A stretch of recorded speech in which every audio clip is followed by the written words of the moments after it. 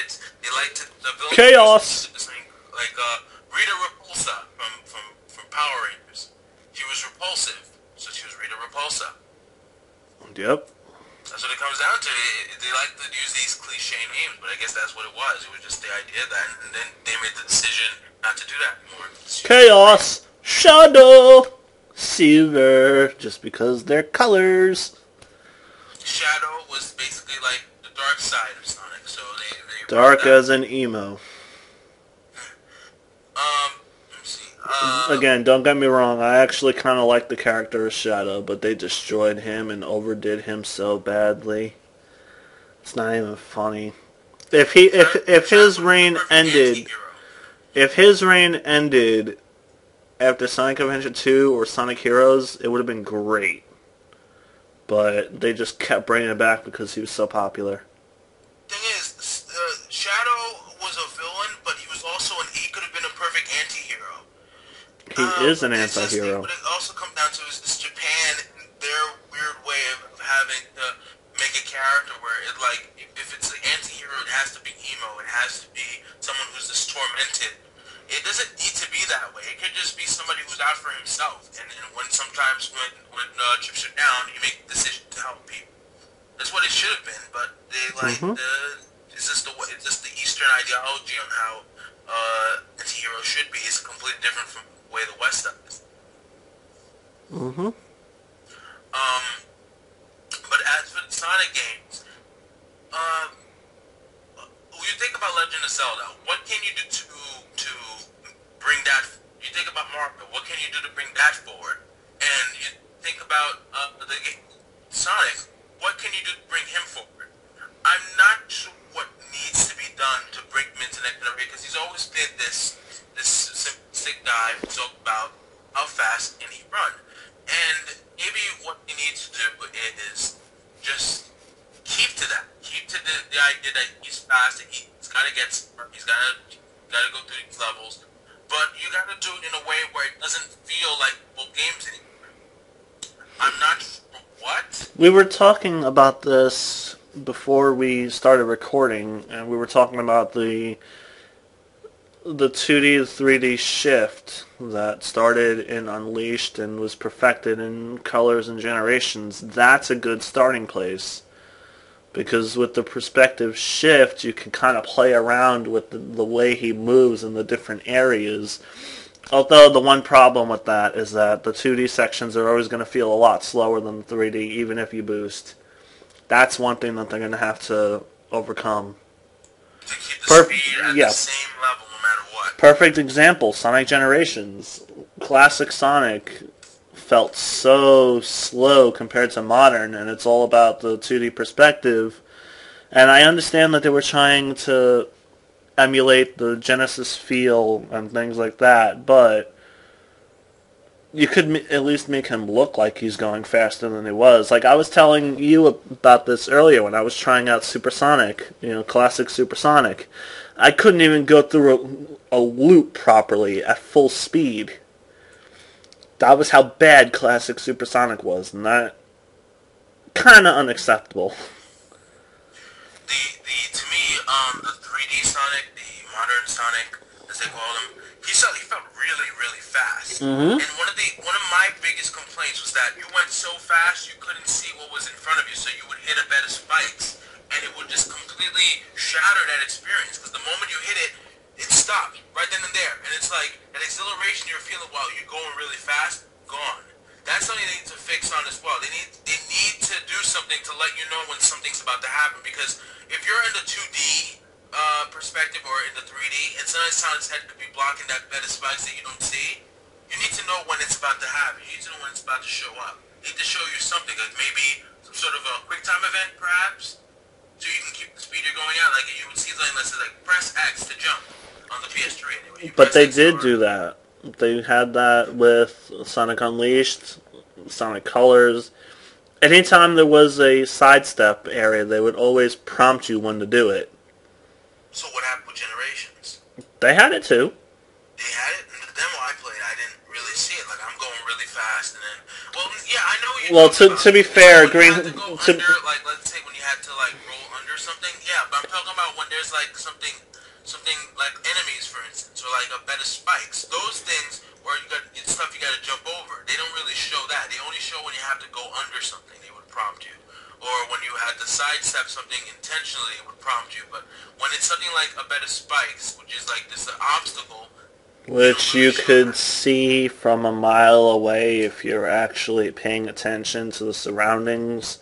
Even in the 3D levels, you can usually tell before you reach it if there's going to be something like that. A few exceptions to that rule would be Crisis City, which was just evil as all hell, just for the sake of it was from a bad Sonic game where everything was messed up.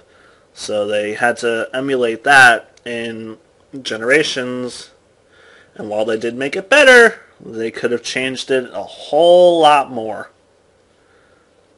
But like with the demo you played, Green Hill Zone, there weren't that many areas that required a prompt for like the sidestepping and all that.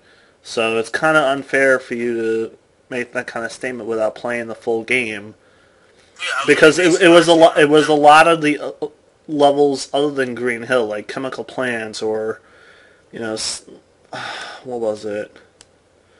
Rooftop Run has a lot of those quick time sidestep events.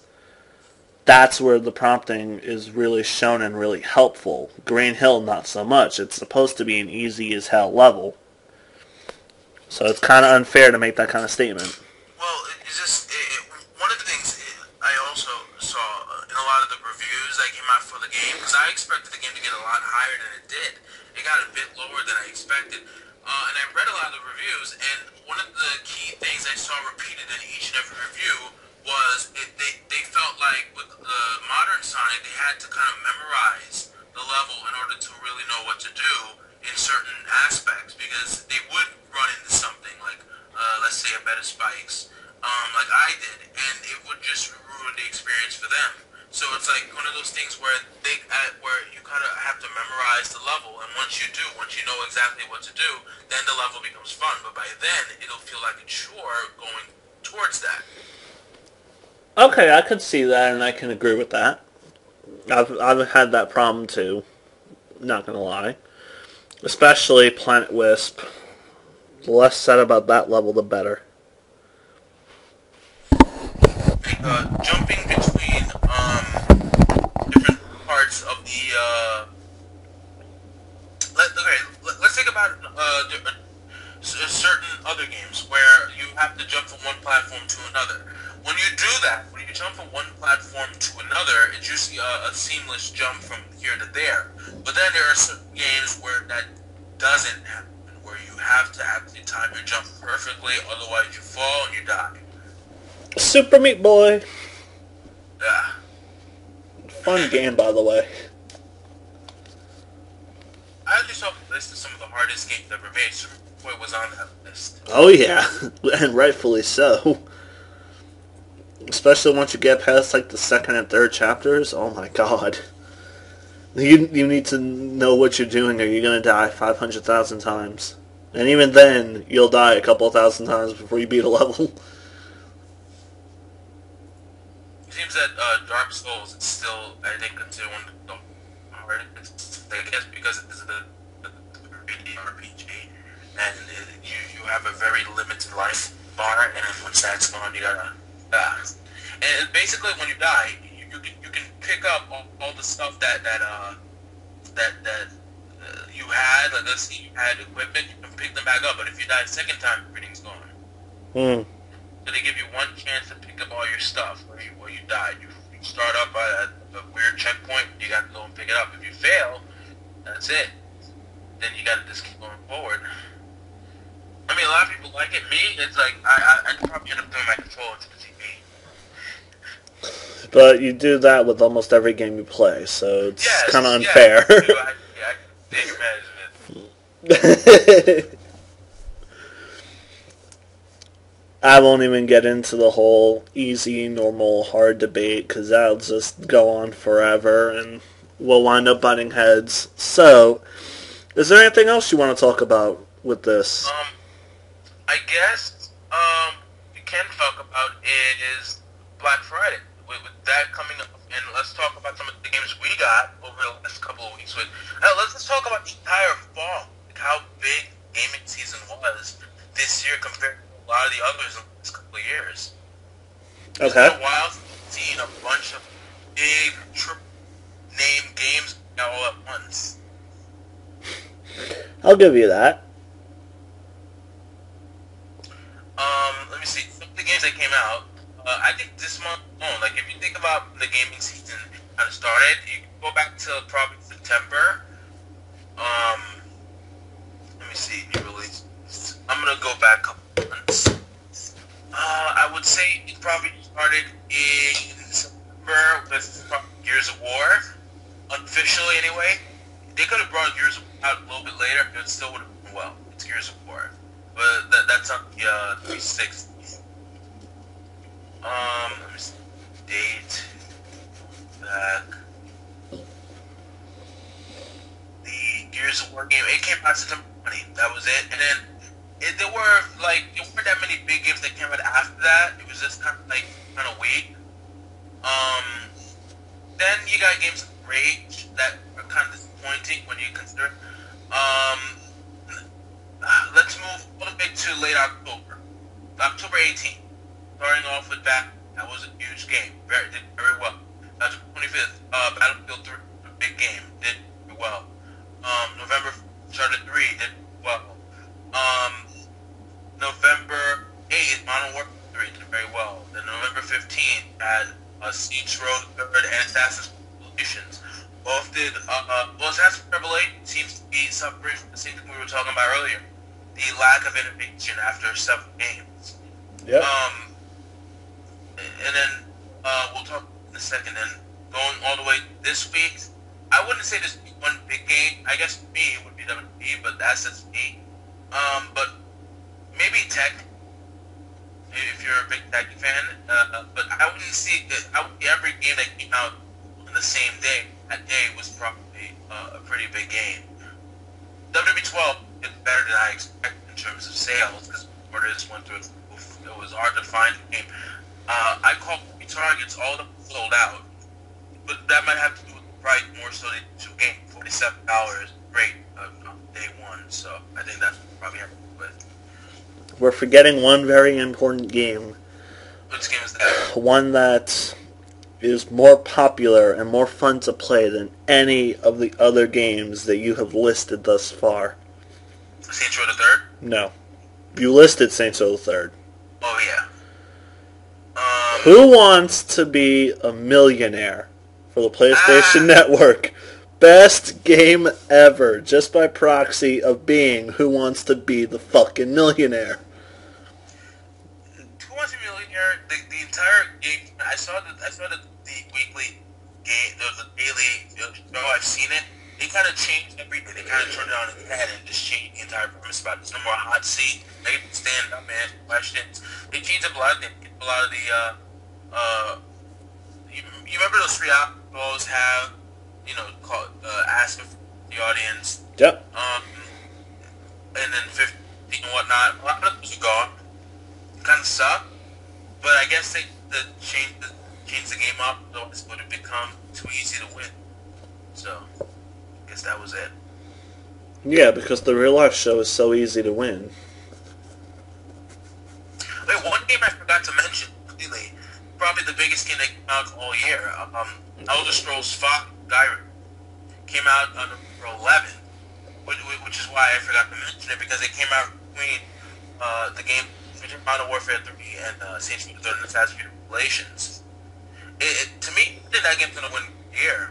There's no way it can't, because from what I get, from all the reviews I've heard, it's the game that had pushed the genre of RPG to the next level, giving you so much freedom and open space to do whatever you want. And I think that is what a lot of JRPGs lack, that ability to just do whatever you want.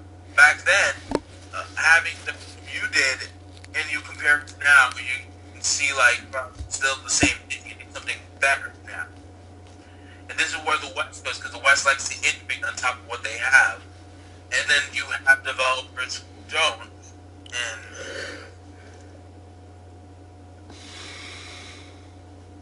You're still forgetting one top-tier game, sir. Which one? Family Feud. Family Feud came out last year. Well, screw you for ruining the joke. One game that came out, that is a Jurassic Park game. Oh, that's some epic shit there, good sir. Epic shit there indeed. 56 out of 100 on Metacritic. User reviews worse. Yes, that's how you know a game is badass.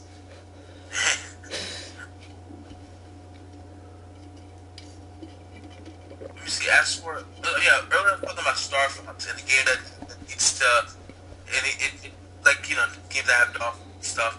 Ace Combat Assault Horizons, a game that came out in October, that has like fights and you use helicopters and such. They need to adopt a formula that Star Fox where because what is Star Fox going to do for it? Basically, his team is like a defense force. Mm-hmm. They need to bring that aspect where you're trying to defend, where you're trying to see people and stuff. They need to bring that back, like the with Star Fox. Since then, you have that kind of invasion. Mm-hmm. I mean, that game on its own mean a bearable thing. You need something new. They need to also focus on the characters themselves to understand more about their past and doing what they're doing. James, your mic keeps breaking in and out. Ah, damn. I think it might have a connection, not so much mic. Alright. I think it's because I'm downloading Saints Row 2, so I'm kind of weak to spring my connection. I think you downloading it all combined is...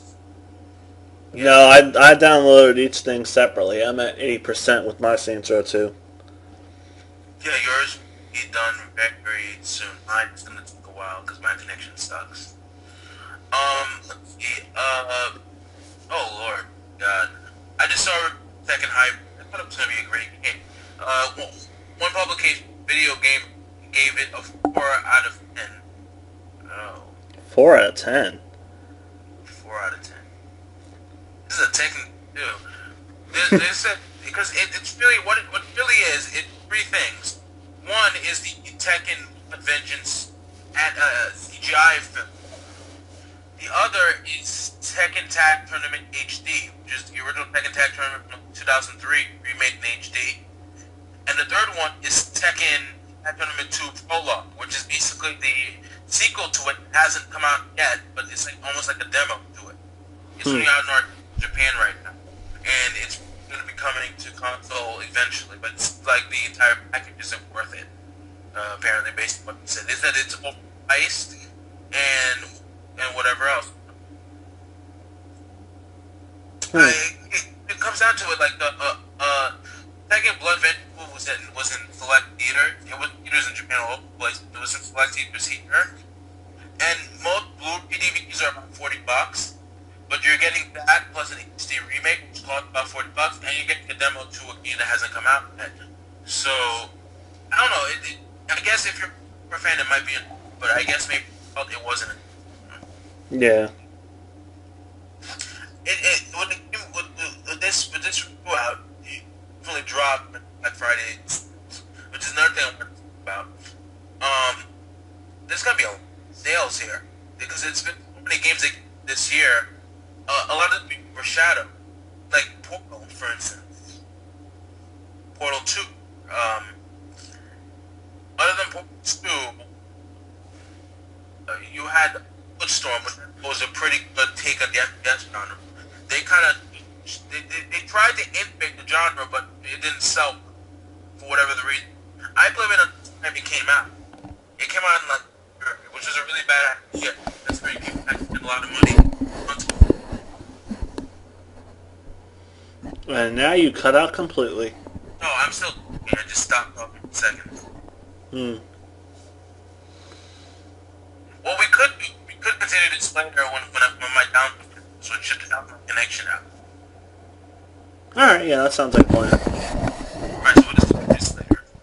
Alright, and then I'll start cutting these into sections because I'm pretty sure this is over 40 minutes already. According to this, it was 52:05. Yeah, but I didn't start recording as soon as we started the call, so it's going to be a few minutes less. Alright, we'll continue this soon.